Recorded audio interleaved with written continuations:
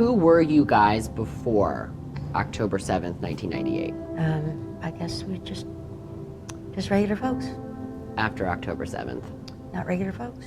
A young gay man is in a deep coma near death from a savage beating. It's a crime that goes beyond despicable. Judy and Dennis Shepard had a son named Matthew. A kid who was obnoxious, argumentative, pain in my butt all the time because he liked to argue. He definitely had opinions about what life should be like. And life for Matthew ended too soon. At 12:53 a.m. this morning, Matthew Shepard died. Their son's death sparked nationwide discussion on hate crimes and homophobia. And Judy and Dennis built the Matthew Shepard Foundation to try to put an end to the hate that killed their son. We don't want another family to feel what we feel. Do you ever heal? You don't. We get real about the Foundation's challenges in achieving their mission. What is your biggest challenge right now in fighting hate? The new administration. Yeah. Let's chat about that juxtaposition. So it was in 2009 when you guys were with Obama. Now, at root, this isn't just about our laws, this is about who we are as a people. How does it feel to knowingly take, 2 steps forward, 1 really large step back? Every day it's a battle between abject terror and extreme anger. The Shepards are turning that anger into action, hosting a summit in Chicago for law enforcement. What have you seen in the process of reporting hate crimes now that you guys are fully immersed in it that strikes you as that you cannot believe it's a reality in America? Reporting is not mandatory, it's voluntary. So when Honolulu or Houston tells us they have no hate crimes, it's like, well, I think that's suspect. So pull up a chair and join us at the table. We're all family at this point. We consider you to be our sons and daughters. We want to take care of our kids. This is 30 Minutes with Judy and Dennis Shepard. Judy and Dennis, welcome to 30 Minutes with. Thank you, Cody. It is a pleasure to have you here today. You guys are 2 very well-known parents. She's well known. Smart man, yeah. Describe what it's like to have 2 very different children. That's actually a funny question because they couldn't be more different. Right. Matt was small in stature, not athletic, Outgoing. extremely social. Logan is the exact opposite of that. Exact opposite. Big and quiet. Yes. Yes. Introvert. It was like his mother. Logan is like me in personality, and Matt was like Dennis. When did you realize that despite having the same upbringing, same parents, same amount of love, that it still resulted in 2 different children? I guess what does that teach you about like a parent's love? You know they're going to be different as toddlers because they're just always different, right? Mm-hmm. The way they play, the way they talk, learn, everything about them was different. It's kind of a winging it. You figure it out as you go. When did you start wondering or maybe noticing that Matt was gay? Well, Dennis's job took him on the road a lot, so it was mostly me with the boys during the week. I can't define it. It was just in the back of my head, I think. About 8, I began to just question. He had hair and curlers when he was in 5 Well, and yeah, 6 years. he liked to dress up, and he liked to dress up. Yeah, his hair is like dandelion. It would wave in the wind. It was so fine. So he. Angel hair. Yeah. I had really long hair, and so I had the orange juice can curlers. This is a long time ago. Yeah. You don't have to defend your fashion choices in the 90s. I get it. So this was in the 70s. Oh, okay. And so he liked to put those in his hair because he had kind of longish hair when until he was about 5. His favorite Halloween costume for 3 years in a row was Dolly Parton. He got really good at it. Did he use the rollers in that section too? Big balloons. And, for some reason we had a gray wig, and he was like... He's a working girl, 9 to 5. He loved it. There was just something about him that was not... It was really special and unique, and I began to question. I'm not sure it ever crossed Dennis's mind, but I was absolutely expecting him to come out to me do you think someplace in his life. Do you think a mother always knows? I do, and if she doesn't, it's because she doesn't want to. Who were you guys before October 7th, 1998? Dennis was a safety engineer, and we were just parents. By education, we're both teachers. I guess we just regular folks. After October 7th? Not regular folks. Minus a son, broken heart, new world, Dysfunctional marriage. angry world. From time to time, a single crime grabs the attention of the whole country. The latest example, the beating of a gay college student in Wyoming. Let me also take a moment here to offer my prayers and my condolences to the family of Matthew Shepard. Matthew's mother said to me, please tell everybody who's listening to go home, give your kids a hug.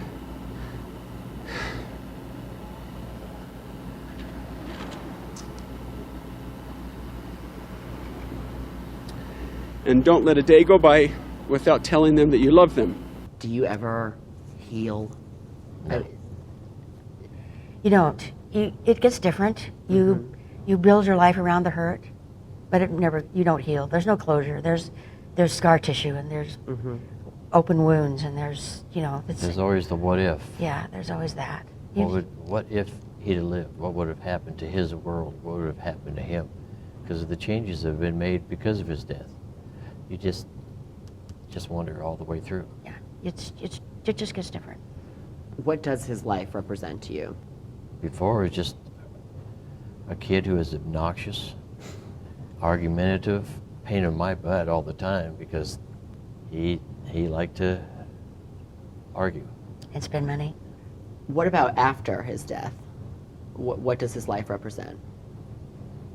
Well, to me, it's the things that he did do while he was growing up before that happened, and the changes that have been made to help the rest of not just the LGBTQ community, but just this discrimination in general and bullying, those issues. What was it about Matt, do you think, that resonated with the world? I've often asked, why did Matt's story stick when so many other equally horrific or more horrific stories did not? And there was at the confluence events, I think, that were happening around that period of time in the U.S. For one thing, the internet was brand new and people were like anxious to use it, so it just took off in ways that had not been experienced before. But he had that all-American blonde hair, blue-eyed, innocent look. He was not murdered in a place of protest. He was just trying to live his life. He was just so young, and I had his an answer background to coming that. from a family of, with a brother and a working dad, a stay-at-home mom, and the fact that he was 5'2", weighed 105 pounds when he died. Level of violence. Yeah. Iconic location. His love of politics, his love of theater, his love of people. Could have been anyone's son. That's it. anyone's son. Or daughter. Neighbor. Yeah. And it neighbor, didn't matter friend, if you were Right. what color your skin was or what religion or anything else. Everybody could imagine him as their son or daughter or niece or nephew or next door neighbor. Everybody knew him, man. How has your life's purpose changed? Well, before we were just there to work, save money, retire, Hope our kids are happy. yeah, come back and just die of old age, fall over dead while you're fishing or something. That could still be in the picture. Nothing about that has changed. We just now spend a lot more time. You never anticipate you're going to have to talk about your life, all the time, and a great loss. And we are absolutely far more political than we used to be, far more involved in the process than we used to be. We're putting your life out there for others to see. Yeah. Do you feel closer to Matt working through, like, in his name? Is that a weird question? No, I think we both feel like we're doing what Matt would be doing if we were still here. Be an So I guess in that activist. sense, He'd we be an do. activist in some one way Yeah. or another. We just don't know which direction he would have gone because he hadn't really finished school and found his way. He definitely had opinions about what life should be like. And one of the things that bothered him the most were people who picked on other people. Bullies Oh, yeah. were a big problem for Matt.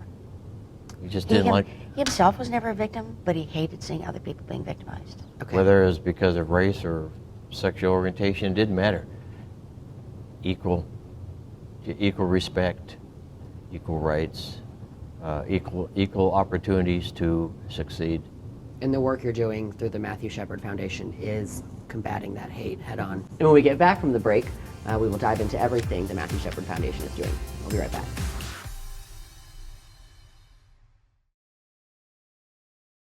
Welcome back to 30 Minutes with everyone. We are with Judy and Dennis Shepard of the Matthew Shepard Foundation. And your guys' whole mission in the foundation is to erase hate. That is a bold and daunting task, it seems like. So what do you guys do to even start chipping away at that? Well, that's a start. Nice. When we started the foundation, it was Some more Tiffany's for me, yeah. Yeah, raising awareness, trying to get anti-bullying training in schools, which is actually kind of an impossible task. And then after federal hate crime law passed in 2009, that became the purpose, was to educate what the bill does and doesn't do, raise awareness about the bill, that it does exist, trying to convince victims to actually report crimes. What is your biggest challenge right now in fighting hate? The new administration. Yeah. Because every member of that cabinet, including the president, vice president, especially the vice president, they're very anti-gay, anti-immigrant, anti-minority, anti-everything. If you're rich or white, Republican, Christian, you, good to go. yeah, this is a good country right now. But if you're anything else, if you're any kind of other different person, it's tough. Let's chat about that juxtaposition. So it was in 2009 when you guys were with Obama? October 29. Now, at root, this isn't just about our laws, this is about who we are as a people. This is about whether we value one another, whether we embrace our differences rather than allowing them to become a source of animus. It's hard for any of us to imagine the mindset of someone who would kidnap a young man and beat him to within an inch of his life, tie him to a fence, and leave him for dead. How does it feel to knowingly take, 2 steps forward, 1 really large step back? Every day it's a battle between abject terror and extreme anger. I'm madder now than I was then. Because first off, this all should be taken care of. We shouldn't still be fighting these same battles. Mm-hmm. But to see it systematically erased in just 2 years is horrifying. That Congress is letting this happen, which in the midterms I'm hoping we will have a big change there, and perhaps we can get on the road to getting these things finalized. Mm-hmm. So what is the foundation doing now that they did not plan on doing before November 8, 2016? I didn't think that continuing the hate crime summits was going to be as important of a thing as it is now. The haters are now out there in full force, full-throated, shouting their hate and attacking people because now the president basically says it's okay, and in fact encouraging it. In the Obama administration, socially it wasn't acceptable to do that, and now it's encouraged. So where do we go now? I think it is safe to say there's a faction of our population that really lacks empathy to people who might not be straight, white, Christian, rich males. What is the foundation doing to teach that? Because it's very hard to teach, and I know you guys dig into like these gut-wrenching, your darkest days, these terrible stories, and I'm assuming in an effort to break through to people, but how have you found is the best way to generate empathy? You can't. You can't. You know the old adage, you can lead a horse to water, but you can't make it drink. Mm-hmm. It takes a personal event for most people to actually think about the change. Mm-hmm. Otherwise, they're going to hold on to that ignorance and that fear and that hate, and not everyone is going to have one of those personal events, or even react to them in a positive way. But you can't teach people to be empathetic. You either have it or you make a conscious effort to learn it. But you're not going to get people into a room and say, "This is how you be empathetic." You just can't do that. They are who they are. You can teach them kind. You can show them the difference between kind and rude and manners and don't you think that's innate though? Like the right thing. No, I don't think you do. You're taught those things. Okay. You can be taught. Hate is generational. You're not born knowing how to do that, and you're also not born knowing how to love. Mm-hmm. You learn how to do both. Your family, your environment, your surroundings teach you all of those things. I think being empathetic is innate. I think being kind is not. How could someone like Matthew have benefited from an organization that you guys have built? In the beginning, it was about letting people know they're not alone. Because in the late 90s, there was a great fear that you were alone because people weren't out. They were afraid. And when we share their stories, we have two different web pages. We have the MatthewShepard.org, which is about the foundation. But the other is MatthewsPlace.com, which is about young people, for young people, and bloggers are young people. So young people go on there and find out they aren't alone, get information to help themselves or help their friends, or for parents to get on there because they want to help their kids. What do you think Matthew would say, knowing that in his name you guys have built one of the most well-known LGBT organizations that is helping people and bringing people together and allowing people to feel not so singled out? I think he would be proud of us. He'd be for doing laughing it. because his mother's out there speaking and she doesn't, she's the quiet one. She's the 15 on the 10 scale introvert. He would be surprised that this would be me now. But I think he would be proud of us, and I think he would be proud of his friends, of all his friends and his peers for sticking to their, sticking to themselves. Being out there and being out who they are. trying to make change. Yeah. And remembering that if you don't have change, you can't make a difference. And we will talk about some of that change you guys are making when we get back from the break. We'll be right back.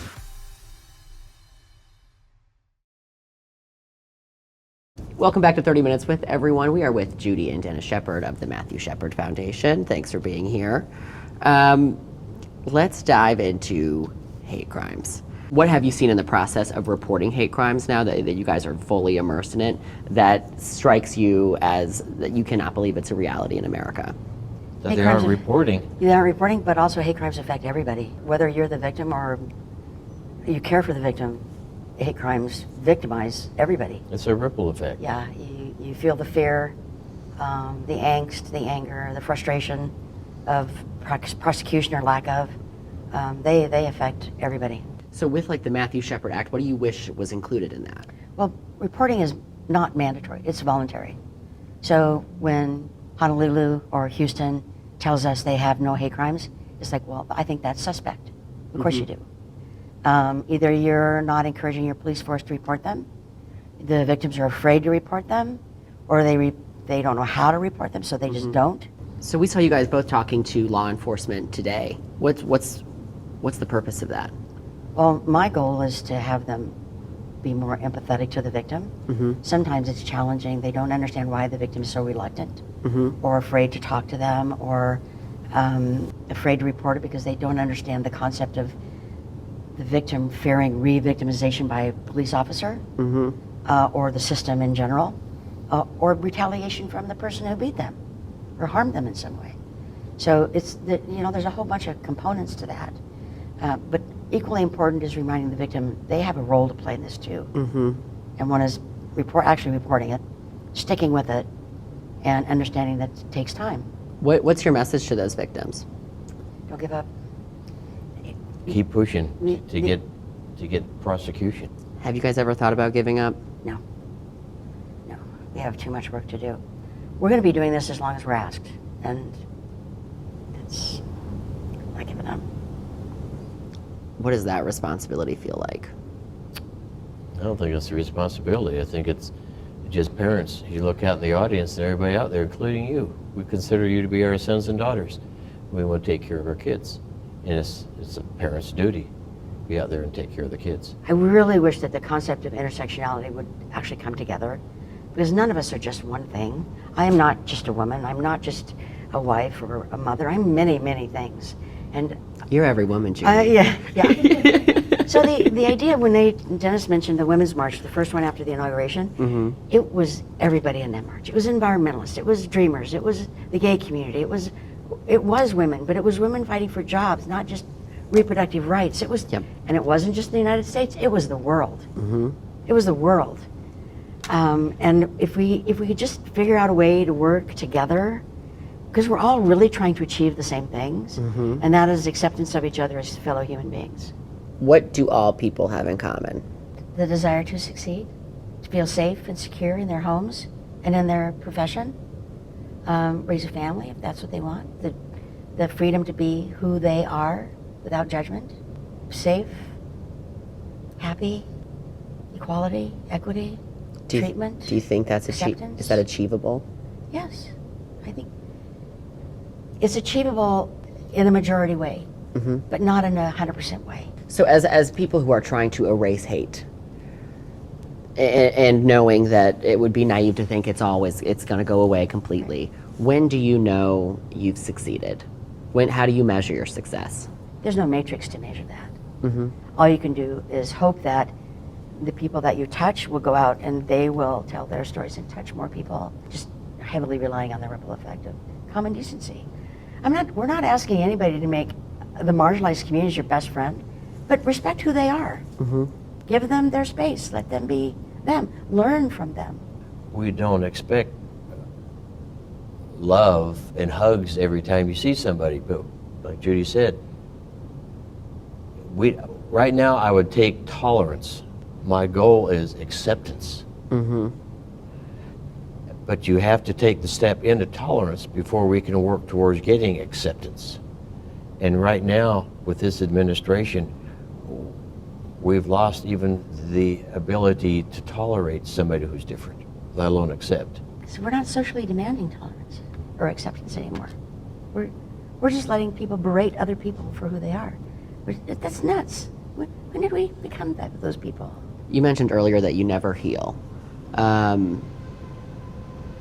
By remaining bothered by this, what good is coming from it?